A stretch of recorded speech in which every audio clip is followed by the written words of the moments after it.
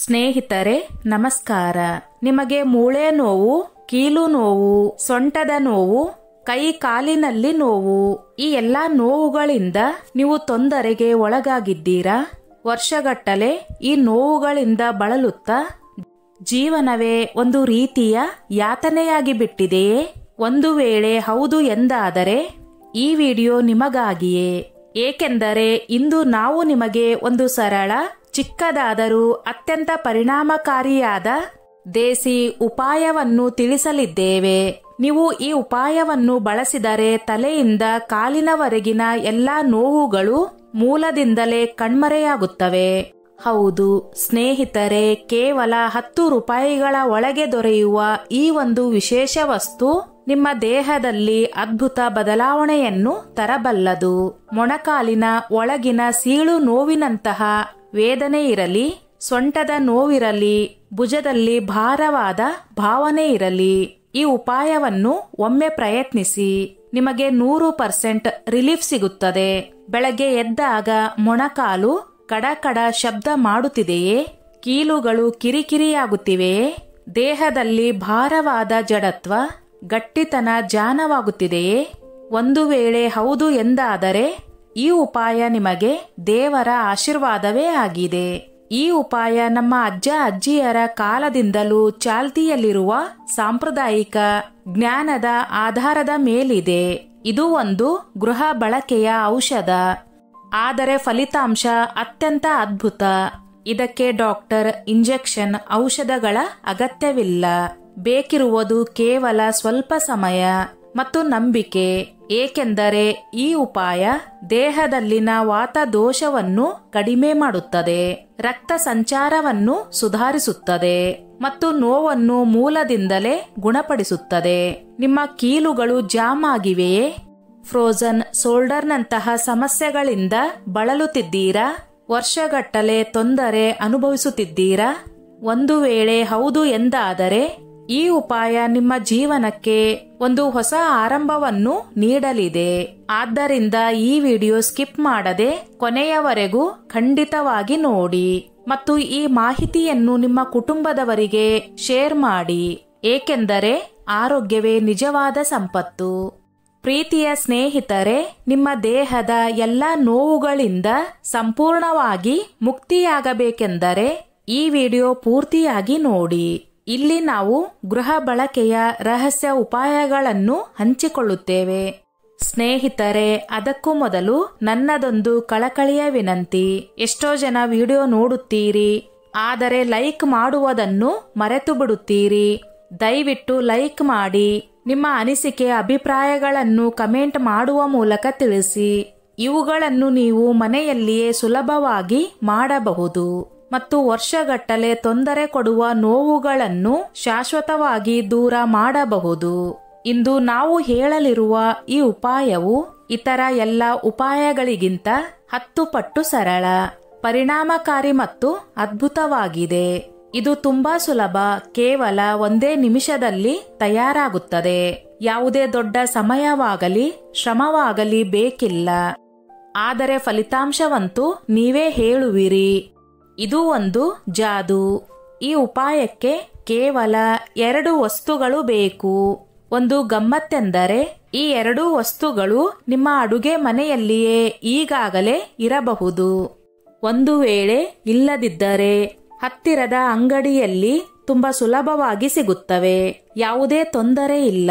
ಬೇಕಿರುವುದು ಕೇವಲ ಸ್ವಲ್ಪ ನಂಬಿಕೆ ಮತ್ತು ಈ ವಿಡಿಯೋ ಕೊನೆಯವರೆಗೆ ನೋಡುವ ತಾಳ್ಮೆ. ಏಕೆಂದರೆ ಇಲ್ಲಿ ನಾವು ಈ ಉಪಾಯವನ್ನು ತಯಾರಿಸುವ ಸಂಪೂರ್ಣ ಪ್ರಕ್ರಿಯೆಯನ್ನು ತೋರಿಸಲಿದ್ದೇವೆ ಮತ್ತು ಅದನ್ನು ಸರಿಯಾಗಿ ಬಳಸುವ ವಿಧಾನವನ್ನು ತಿಳಿಸಲಿದ್ದೇವೆ. ಸಗ್ಗಳಕ್ಕಿಂತ ಮುಖ್ಯವಾದದ್ದು, ಈ ಉಪಾಯದ ಸಂಪೂರ್ಣ ಫಲಿತಾಂಶವನ್ನು ಪಡೆಯಬೇಕಾದರೆ ಪ್ರತಿಯೊಂದು ಮಾತು, ಪ್ರತಿಯೊಂದು ವಾಕ್ಯವನ್ನು ಎಚ್ಚರಿಕೆಯಿಂದ ಕೇಳಿ. ಆತುರ ಮಾಡಿಕೊಂಡರೆ ಫಲಿತಾಂಶ ಕಡಿಮೆಯಾಗಬಹುದು. ಆದರೆ ಗಂಭೀರವಾಗಿ ಅರ್ಥ ಮಾಡಿಕೊಂಡರೆ ಈ ಉಪಾಯ ನಿಮ್ಮ ಜೀವನದ ಒಂದು ಭಾಗವಾಗಿ ಬಿಡುತ್ತದೆ. ಈಗ ಈ ನೋವುಗಳ ಮೂಲ ಕಾರಣವನ್ನು ಸ್ವಲ್ಪ ಅರ್ಥ ಮಾಡಿಕೊಳ್ಳೋಣ. ಆಯುರ್ವೇದದ ಪ್ರಕಾರ ದೇಹದಲ್ಲಿ ವಾಯು ಮತ್ತು ವಾತ ದೋಷದ ಸಮತೋಲನ ತಪ್ಪಿದಾಗ ಕೀಲುಗಳಲ್ಲಿ ಕಡಕಡ ಶಬ್ದ, ಜಡತ್ವ, ಕಿರಿಕಿರಿಯಂತಹ ನೋವು, ಸೀಳು ನೋವಿನಂತಹ ವೇದನೆಗಳು ಶುರುವಾಗುತ್ತವೆ. ಹೀಗೆ ದೇಹವು ಗಟ್ಟಿಯಾಗಿ ದಣಿದಂತೆ ಭಾಸವಾಗುತ್ತದೆ. ಭುಜದಲ್ಲಿ ಭಾರವಾದ ಭಾವನೆ, ಚಲಿಸುವಾಗ ಉರಿಯಂತಹ ನೋವು, ಕೀಲುಗಳಲ್ಲಿ ಗಟ್ಟಿತನ, ಇವೆಲ್ಲವೂ ದೇಹದಲ್ಲಿ ವಾತದೋಷ ಉಲ್ಬಣಗೊಂಡಿರುವ ಲಕ್ಷಣಗಳು. ಆದರೆ ಒಳ್ಳೆಯ ಸುದ್ದಿ ಏನೆಂದರೆ ಈ ದೇಸಿ ಉಪಾಯವು ಈ ತಪ್ಪಿದ ವಾಯುವನ್ನು ಶಾಂತಗೊಳಿಸುತ್ತದೆ, ದೇಹದಲ್ಲಿ ಸಮತೋಲನವನ್ನು ಮರಳಿ ತರುತ್ತದೆ ಮತ್ತು ಹಂತ ಹಂತವಾಗಿ ನೋವನ್ನು ಮೂಲದಿಂದಲೇ ಗುಣಪಡಿಸುತ್ತದೆ. ಈ ಉಪಾಯ ಎಷ್ಟು ಪರಿಣಾಮಕಾರಿ ಎಂದರೆ ನೀವು ನಡೆಯುವಾಗ, ಮೆಟ್ಟಿಲು ಏರುವಾಗ ಜಾನಾಗುವ ನೋವು ದಿನದಿಂದ ದಿನಕ್ಕೆ ಕಡಿಮೆಯಾಗುತ್ತದೆ. ದೇಹವು ಮತ್ತೆ ಲವಲವಿಕೆಯಿಂದ, ಚೈತನ್ಯದಿಂದ ಕೂಡಿರುವಂತೆ ಭಾಸವಾಗುತ್ತದೆ. ಈ ಉಪಾಯ ಒಂದು ನೈಸರ್ಗಿಕ ಚಮತ್ಕಾರವೇ ಆಗಿದೆ. ಈ ಎಲ್ಲ ನೋವುಗಳು ನಿಮಗೂ ಇದ್ದರೆ ದಯವಿಟ್ಟು ಈ ಉಪಾಯವನ್ನು ಖಂಡಿತವಾಗಿ ಪ್ರಯತ್ನಿಸಿ. ಏಕೆಂದರೆ ದೇಹದ ನೋವು ದೂರವಾದಾಗ ಜೀವನವು ಮತ್ತೆ ಸುಂದರವಾಗಿ ಕಾಣುತ್ತದೆ. ಸ್ನೇಹಿತರೆ, ನಮ್ಮ ದೇಹದಲ್ಲಿ 2 ಮೂಳೆಗಳು ಒಂದಕ್ಕೊಂದು ಭೇಟಿಯಾಗುವ ಜಾಗದಲ್ಲಿ ಒಂದು ಮೃದುವಾದ ಗದ್ದೆಯಂತಹ ವಸ್ತು ಇರುತ್ತದೆ. ವೈಜ್ಞಾನಿಕ ಭಾಷೆಯಲ್ಲಿ ಇದನ್ನು ಕಾರ್ಟಿಲೇಜ್ ಎಂದು ಕರೆಯುತ್ತಾರೆ. ಸರಳವಾಗಿ ಹೇಳುವುದಾದರೆ ಈ ಕಾರ್ಟಿಲೇಜ್ ಎಂದರೆ ದೇವರು ನಮ್ಮ ದೇಹಕ್ಕೆ ಕೊಟ್ಟಿರುವ ಒಂದು ನೈಸರ್ಗಿಕ ಗದ್ದೆ, ಒಂದು ನ್ಯಾಚುರಲ್ ಕುಷನ್. ಇದು ಪ್ರತಿಯೊಂದು ಕೀಲಿನ ಮಧ್ಯೆ ಇದ್ದು 2 ಮೂಳೆಗಳು ಒಂದಕ್ಕೊಂದು ಉಜ್ಜದಂತೆ ತಡೆಯುತ್ತದೆ.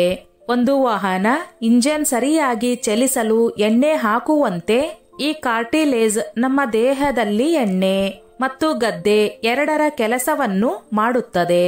ಇದು ಮೂಳೆಗಳಿಗೆ ಪೋಷಣೆ ನೀಡುತ್ತದೆ, ಕೀಲುಗಳನ್ನು ಲವಲವಿಕೆಯಿಂದ ಇಡುತ್ತದೆ ಮತ್ತು ಘರ್ಷಣೆಯನ್ನು ತಡೆಯುತ್ತದೆ.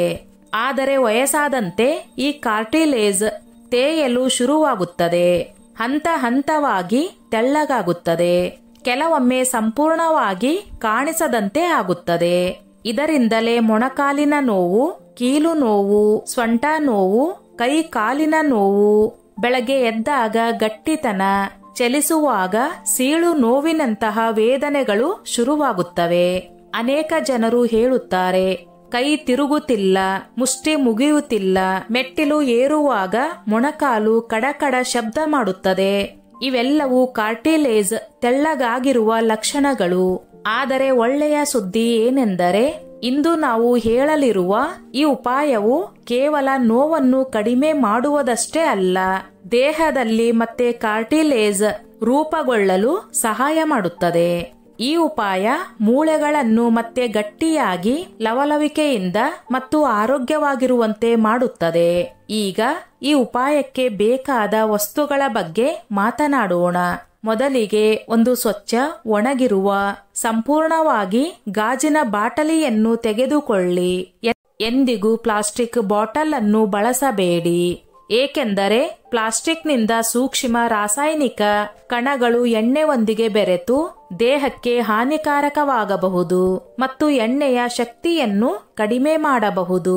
ಆದ್ದರಿಂದ ಕೇವಲ ಗಾಜಿನ ಬಾಟಲಿಯನ್ನು ಮಾತ್ರ ಬಳಸಿ. ಈಗ ಮುಖ್ಯ ಭಾಗಕ್ಕೆ ಬರೋಣ. ಯಾವ ಎಣ್ಣೆ ಬಳಸಬೇಕು? ಮೊದಲನೆಯದು ಸಾಸುವೆ ಎಣ್ಣೆ, ಎರಡನೆಯದು ಎಳ್ಳಿನ ಎಣ್ಣೆ. ಈ 2 ಎಣ್ಣೆಗಳು ಅತ್ಯಂತ ಉಪಯುಕ್ತ. ಮನೆಯಲ್ಲಿ ಸಾಸುವೆ ಎಣ್ಣೆ ಇದ್ದರೆ ಅದನ್ನು ಬಳಸಬಹುದು. ಆದರೆ ಎಳ್ಳಿನ ಎಣ್ಣೆಯಂತೂ ಆಯುರ್ವೇದದ ವರದಾನವೇ ಆಗಿದೆ. ನಮ್ಮ ಅಜ್ಜ ಅಜ್ಜಿಯರ ಕಾಲದಲ್ಲಿ ಚಳಿಗಾಲದಲ್ಲಿ ದೇಹ ನೋವು ಕಾಣಿಸಿಕೊಂಡಾಗ ಅವರು ಎಳ್ಳಿನ ಎಣ್ಣೆಯಿಂದ ಮಸಾಜ್ ಮಾಡುತ್ತಿದ್ದರು. ಏಕೆಂದರೆ ಎಳ್ಳಿನ ಎಣ್ಣೆ ದೇಹದಲ್ಲಿನ ಶೀತಲತೆ ಮತ್ತು ಒಣಗಿರುವಿಕೆಯನ್ನು ದೂರ ಮಾಡುತ್ತದೆ, ವಾತದೋಷವನ್ನು ಕಡಿಮೆ ಮಾಡುತ್ತದೆ ಮತ್ತು ಮೂಳೆಗಳನ್ನು ಒಳಗಿನಿಂದಲೇ ಬಲಿಷ್ಠಗೊಳಿಸುತ್ತದೆ. ಆಯುರ್ವೇದದಲ್ಲಿ ಸ್ಪಷ್ಟವಾಗಿ ಹೇಳಲಾಗಿದೆ, ಎಳ್ಳಿನ ಎಣ್ಣೆಯೇ ಶ್ರೇಷ್ಠ ಔಷಧವಾಗಿದೆ. ಆದ್ದರಿಂದ ಸ್ನೇಹಿತರೆ, ದೇಹದ ಗಟ್ಟಿತನ, ಕೀಲು ನೋವು, ಮೊಣಕಾಲಿನ ನೋವಿನಿಂದ ಮುಕ್ತಿಯಾಗಬೇಕಾದರೆ ಈ ಉಪಾಯವನ್ನು ಖಂಡಿತವಾಗಿ ಪ್ರಯತ್ನಿಸಿ. ಏಕೆಂದರೆ ಪ್ರಕೃತಿಯ ಈ ಸಣ್ಣ ದೇಣಿಗೆಯಲ್ಲಿ ದೊಡ್ಡ ಆರೋಗ್ಯದ ರಹಸ್ಯವಿದೆ. ಸ್ನೇಹಿತರೆ, ನಿಮಗೆ ಗೊತ್ತಿದೆಯೇ, ಎಣ್ಣೆ ಎಂಬ ಶಬ್ದವೇ ಎಳ್ಳು ಎಂಬ ಶಬ್ದದಿಂದ ಬಂದಿದೆ. ಹೌದು, ಇದು ಸತ್ಯ. ಎಲ್ಲಾ ಎಣ್ಣೆಗಳು ನಂತರ ಬಂದವು. ಆದರೆ ಎಳ್ಳಿನ ಎಣ್ಣೆಯೇ ಮೊದಲಿಗೆ ಸಂಪೂರ್ಣವಾಗಿ ನೈಸರ್ಗಿಕವಾದ ಔಷಧೀಯ ಎಣ್ಣೆಯಾಗಿ ಆಯುರ್ವೇದದಲ್ಲಿ ಗುರುತಿಸಲ್ಪಟ್ಟಿದೆ. ಆಯುರ್ವೇದದಲ್ಲಿ ಸ್ಪಷ್ಟವಾಗಿ ಹೇಳಲಾಗಿದೆ, ಯಾರು ಪ್ರತಿದಿನವೂ ಎಳ್ಳಿನ ಎಣ್ಣೆಯಿಂದ ದೇಹಕ್ಕೆ ಹಗೂರವಾಗಿ ಮಸಾಜ್ ಮಾಡುತ್ತಾರೋ ಅವರಿಗೆ ಜೀವನದಲ್ಲಿ ಎಂದಿಗೂ ಮೊಣಕಾಲಿನ ನೋವು, ಕೀಲು ನೋವು, ದೇಹದ ಗಟ್ಟಿತನ ಬರುವುದಿಲ್ಲ. ಇದೇ ಕಾರಣಕ್ಕಾಗಿ ಈ ವಿಶೇಷ ದೇಸಿ ಉಪಾಯದಲ್ಲಿ ಎಳ್ಳಿನ ಎಣ್ಣೆಯನ್ನು ಬಳಸಲು ನಾವು ಸಲಹೆ ನೀಡುತ್ತೇವೆ. ಈಗ ಈ ಉಪಾಯಕ್ಕೆ ಇನ್ನೊಂದು ಅದ್ಭುತ ಘಟಕ ಬೇಕು. ಅದುವೇ ಕರ್ಪೂರ. ಕರ್ಪೂರವೆಂದರೆ ಕೇವಲ ಸುಗಂಧ ಅಥವಾ ಪೂಜೆಗೆ ಮಾತ್ರವಲ್ಲ. ಇದರಲ್ಲಿ ನೈಸರ್ಗಿಕವಾದ ನೋವು ನಿವಾರಕ ಮತ್ತು ಊತ ಕಡಿಮೆ ಮಾಡುವ ಶಕ್ತಿ ಇದೆ. ಕರ್ಪೂರದ ತಂಪು ಬೆಚ್ಚಗಿನ ಪರಿಣಾಮವು ಚರ್ಮದ ಒಳಗೆ ಆಳವಾಗಿ ತೂರಿಕೊಂಡು ಸ್ನಾಯುಗಳನ್ನು ಸಡಿಲಗೊಳಿಸುತ್ತದೆ ಮತ್ತು ಗಟ್ಟಿಯಾದ ಕೀಲುಗಳನ್ನು ಹಗುರಗೊಳಿಸುತ್ತದೆ. ಈಗಿನ ಕಾಲದಲ್ಲಿ ಜನರು ಕರ್ಪೂರವನ್ನು ಕೇವಲ ಮೂಗು ಕಟ್ಟಿಕೊಂಡಾಗ ಬಳಸುತ್ತಾರೆ. ಆದರೆ ಸತ್ಯವೆಂದರೆ ಕರ್ಪೂರವೆಂದರೆ ಒಂದು ನೈಸರ್ಗಿಕ ಪೇನ್ ರಿಲೀವರ್. ಎಣ್ಣೆ ತಯಾರಿಸುವ ಸರಳ ಮತ್ತು ಪರಿಣಾಮಕಾರಿ ವಿಧಾನ. ಮೊದಲಿಗೆ ಒಂದು ಸ್ವಚ್ಛ ಒಣಗಿರುವ ಸಂಪೂರ್ಣವಾಗಿ ಗಾಜಿನ ಬಾಟಲಿಯನ್ನು ತೆಗೆದುಕೊಳ್ಳಿ. ಆ ಗಾಜಿನ ಬಾಟಲಿಯಲ್ಲಿ ಎಳ್ಳಿನ ಎಣ್ಣೆಯನ್ನು ತುಂಬಿರಿ. ಒಂದು ವೇಳೆ ಎಳ್ಳಿನ ಎಣ್ಣೆ ಇಲ್ಲದಿದ್ದರೆ ಸಾಸುವೆ ಎಣ್ಣೆಯನ್ನು ಸಹ ಬಳಸಬಹುದು. ಆದರೆ ಎಳ್ಳಿನ ಎಣ್ಣೆಯೇ ಶ್ರೇಷ್ಠ. ಈಗ 2 ಸಣ್ಣ ಕರ್ಪೂರದ ತುಂಡುಗಳನ್ನು ತೆಗೆದುಕೊಳ್ಳಿ. ಅವುಗಳನ್ನು ಒಂದು ಒರಗಿನಲ್ಲಿ ಚೆನ್ನಾಗಿ ಕುಟ್ಟಿ ಸೂಕ್ಷ್ಮವಾದ ಪುಡಿಯಾಗಿ ಮಾಡಿ. ದೊಡ್ಡ ತುಂಡುಗಳು ಉಳಿಯದಂತೆ ಸಂಪೂರ್ಣವಾಗಿ ಪುಡಿಯಾಗುವ ತನಕ ಕುಟ್ಟಿ. ಈ ಕರ್ಪೂರದ ಪುಡಿಯನ್ನು ಎಳ್ಳಿನ ಎಣ್ಣೆಯೊಂದಿಗೆ ಬೆರೆಸಿ ಬಾಟಲಿಯನ್ನು ಗಾಳಿ ಆಡದಂತೆ ಮುಚ್ಚಿ ಚೆನ್ನಾಗಿ ಶೇಕ್ ಮಾಡಿ. ಇದರಿಂದ ಮಿಶ್ರಣವು ಒಂದೇ ರೀತಿಯಾಗುತ್ತದೆ. ತಯಾರಿಸಿದ ಈ ಬಾಟಲಿಯನ್ನು ಮೊದಲು 1 ಗಂಟೆ ಮನೆಯೊಳಗೆ ಇರಿಸಿ. ನಂತರ ಅದನ್ನು ನೇರ ಸೂರ್ಯನ ಬೆಳಕಿನಲ್ಲಿ 1 ರಿಂದ 1.5 ಗಂಟೆಗಳ ಕಾಲ ಇರಿಸಿ. ಸೂರ್ಯನ ಕಿರಣಗಳು ಈ ಎಣ್ಣೆಗೆ ತಾಕಿದಾಗ ಅದರ ಔಷಧೀಯ ಶಕ್ತಿಯು ಇನ್ನಷ್ಟು ಹೆಚ್ಚಾಗುತ್ತದೆ ಮತ್ತು ಅದು ಚಾರ್ಜ್ ಆಗುತ್ತದೆ. ಬೇಸಿಗೆಯಲ್ಲಿ ಈ ಪರಿಣಾಮ ಉತ್ತಮವಾಗಿರುತ್ತದೆ. ಚಳಿಗಾಲದಲ್ಲಿ ಸೂರ್ಯನ ಬೆಳಕು ಕಡಿಮೆಯಾದರೆ ಸ್ವಲ್ಪ ಹೆಚ್ಚು ಸಮಯ ಇರಿಸಬಹುದು. ಈ ಪ್ರಕ್ರಿಯೆಯಿಂದ ಎಣ್ಣೆ ಸಂಪೂರ್ಣವಾಗಿ ಸಿದ್ಧವಾಗುತ್ತದೆ ಮತ್ತು 100% ಫಲಿತಾಂಶವನ್ನು ನೀಡಲು ತಯಾರಾಗುತ್ತದೆ. ಎಣ್ಣೆಯನ್ನು ಬಳಸುವ ಸರಿಯಾದ ಸಮಯ ಮತ್ತು ವಿಧಾನ. ಸಗ್ಗಳಕ್ಕಿಂತ ಮುಖ್ಯವಾದದ್ದು, ಈ ಎಣ್ಣೆಯನ್ನು ರಾತ್ರಿ ಮಲಗುವ ಮೊದಲು ಬಳಸಬೇಡಿ. ಏಕೆಂದರೆ ಆ ಸಮಯದಲ್ಲಿ ದೇಹದ ರಂಧ್ರಗಳು ಮುಚ್ಚಿರುತ್ತವೆ. ಇದರಿಂದ ಎಣ್ಣೆಯ ಪರಿಣಾಮ ಕಡಿಮೆಯಾಗುತ್ತದೆ. ಈ ಎಣ್ಣೆಯನ್ನು ಬಳಸಲು ಬೆಳಗ್ಗೆ ಅಥವಾ ಮಧ್ಯಾಹ್ನವೇ ಉತ್ತಮ ಸಮಯ. ಆಗ ದೇಹವು ಬೆಚ್ಚಗಿರುತ್ತದೆ, ಚೈತನ್ಯದಿಂದ ಕೂಡಿರುತ್ತದೆ ಮತ್ತು ರಕ್ತ ಸಂಚಾರವು ಸಕ್ರಿಯವಾಗಿರುತ್ತದೆ. ಹಗೂರವಾಗಿ ಮೊಣಕಾಲು, ಸೊಂಟ, ಭುಜ ಅಥವಾ ನೋವಿರುವ ಜಾಗದಲ್ಲಿ ಮಸಾಜ್ ಮಾಡಿ. ಕೆಲವೇ ದಿನಗಳಲ್ಲಿ ಗಟ್ಟಿತನ, ಜಡತ್ವ ಮತ್ತು ನೋವು ಮೂಲದಿಂದಲೇ ಕಡಿಮೆಯಾಗುವುದನ್ನು ಕಾಣಬಹುದು. ಸ್ನೇಹಿತರೆ, ಈ ಉಪಾಯ ಸಂಪೂರ್ಣವಾಗಿ ದೇಸಿ, ನೈಸರ್ಗಿಕ ಮತ್ತು ಶತಮಾನಗಳಿಂದ ಪರೀಕ್ಷಿತವಾದದ್ದು. ದಯವಿಟ್ಟು ಇದನ್ನು ಪ್ರಯತ್ನಿಸಿ. ಏಕೆಂದರೆ ಆರೋಗ್ಯವೇ ನಿಜವಾದ ಸಂಪತ್ತು. ರಾತ್ರಿಯ ಸಮಯದಲ್ಲಿ ದೇಹದ ರಂಧ್ರಗಳು ಸಂಕುಚಿತವಾಗಿರುತ್ತವೆ. ಆಗ ಎಣ್ಣೆಯನ್ನು ಹಚ್ಚಿದರೆ ಅದರ ಪರಿಣಾಮ ಆಳವಾಗಿ ತೋರಿಕೊಳ್ಳುವುದಿಲ್ಲ. ಆದರೆ ಬೆಳಗಿನ ಸಮಯದಲ್ಲಿ ದೇಹವು ಬೆಚ್ಚಗಿರುವಾಗ, ಚೈತನ್ಯದಿಂದ ಕೂಡಿರುವಾಗ, ರಕ್ತ ಸಂಚಾರ ಸಕ್ರಿಯವಾಗಿರುವಾಗ ಈ ಎಣ್ಣೆಯ ಪರಿಣಾಮ ಅತ್ಯಂತ ಆಳವಾಗಿರುತ್ತದೆ. ಎಣ್ಣೆಯನ್ನು ಹಚ್ಚುವ ಮೊದಲು 2 ಕೈಗಳು ಒಂದಕ್ಕೊಂದು ಹಗೂರವಾಗಿ ಉಜ್ಜಿ ಸ್ವಲ್ಪ ಶಾಖವನ್ನು ಉತ್ಪಾದಿಸಿ. ನಂತರ ನೋವಿರುವ ಜಾಗದಲ್ಲಿ, ಊತವಿರುವ ಜಾಗದಲ್ಲಿ ಪ್ರೀತಿಯಿಂದ ಹಗೂರವಾಗಿ ಮಸಾಜ್ ಮಾಡಿ. ಮಸಾಜ್ ಮಾಡುವಾಗ ಒಂದು ವಿಷಯವನ್ನು ನೆನಪಿನಲ್ಲಿಡಿ.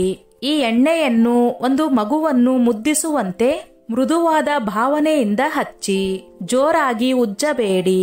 ಏಕೆಂದರೆ ಈ ಎಣ್ಣೆಯ ಶಕ್ತಿಯು ಹಂತ ಹಂತವಾಗಿ ಒಳಗೆ ತೂರಿಕೊಂಡು ಕೆಲಸ ಮಾಡುತ್ತದೆ.